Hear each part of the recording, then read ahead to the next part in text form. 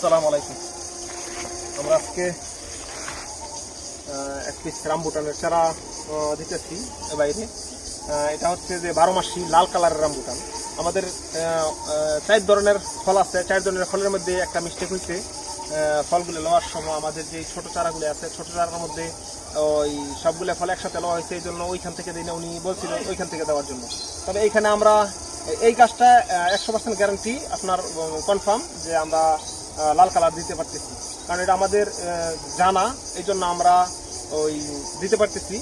আমাদের নিজের হাতে করা একবারে আমাদের যেই বাগান আছে ওই বাগান থেকে ফল সংগ্রহ করে এক্সট্রাভাবে চিহ্নিত করে আমরা এই চারাটা তৈরি করছি।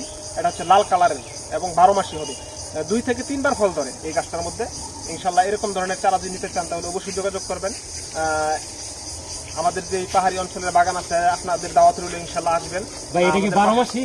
জি 12 মাসি আমরা ভিডিওগুলাই করতেছি।